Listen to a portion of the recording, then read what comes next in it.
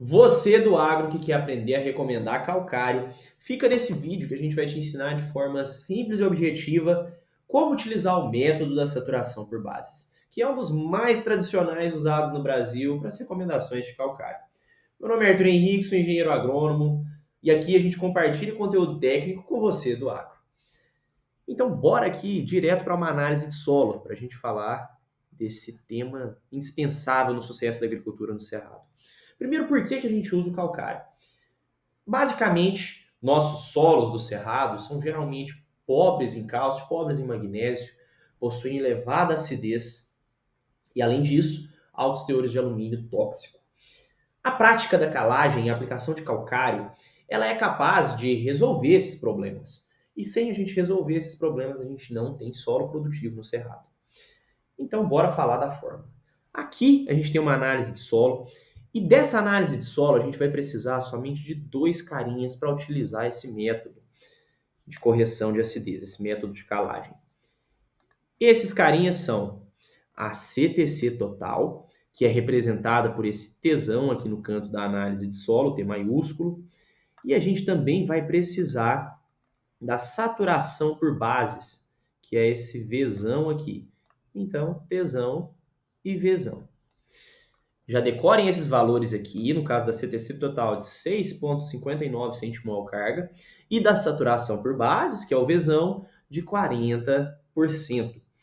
Tomem cuidado para não misturar a CTC total com a CTC efetiva. Vejam que aqui do lado a gente tem esse Tzinho. O Tzinho é a CTC efetiva, só que a gente não utiliza o Tzinho nessa fórmula de recomendação de calcário. A gente utiliza o Tzão. E aqui a gente tem a nossa fórmula. NC é igual a V2 menos V1 vezes Tzão, que é a CTC total, dividido por 100. Cabe um ponto de atenção também que se sua análise de solo estiver em milimol carga, você não vai dividir por 100, você vai dividir por 10. Mas se ela estiver em centimol carga, você divide por 100. E aqui a gente tem onde a gente vê essa questão, se ela está em centimol ou milimol. Aqui de baixo, ou então junto com a CTC total, aqui no outro canto, podem ver que tem C mol C. Se fosse milimol, estaria M mol C. Então prestem atenção nesse ponto. Voltando aqui para a fórmula. Arthur, mas você tinha falado que a gente ia precisar só do V e do T. Aqui a gente tem V1 e V2. Nesse caso aqui, é porque a gente tem a saturação por bases esperada, que é o V2, e a saturação por bases atual do nosso solo, que é o V1. A saturação por bases atual, ela é o que tem ali na nossa análise, ou seja, aquele 40. Preenchendo na fórmula, a gente vai ter essa situação aqui. 70 menos 40 vezes 6,59 sobre 100. Mas de onde veio esse 70, esse V2? A saturação por base esperada, que é o V2, ela é variável para cada cultivo, ela é variável para cada situação. Só que, se a gente buscar nos manuais de recomendação, nos boletins, eles vão trazer para a gente valores de referência. O boletim 100, por exemplo, ele traz um V2 para a cultura da soja de 70%. Eu gosto de utilizar valores próximos a esse, só que vocês podem ver situações diferentes no campo. Se for uma cultura diferente, busquem na literatura, pesquisem na internet qual a saturação por base adequada para o cultivo do pimentão, por exemplo. E aí vocês vão encontrar materiais que vão guiar vocês nesse valor. Então, considerando 70 para a soja, V2 70 menos 40, que é a saturação por base que a gente tinha lá na análise, vezes 6,59, que é a nossa CTC total, que a gente também tirou da análise, dividido por 100. Primeiro a gente vai fazer o que está dentro do parênteses, então 70 menos 40. Depois a gente multiplica tudo que está em cima, 30 vezes os 6,59, e divide por fim por 100. E então a gente vai ter a nossa necessidade de calcário. 1,98 toneladas por hectare. Lembrando que essa fórmula, o NC, ele sempre vai sair em tonelada por hectare.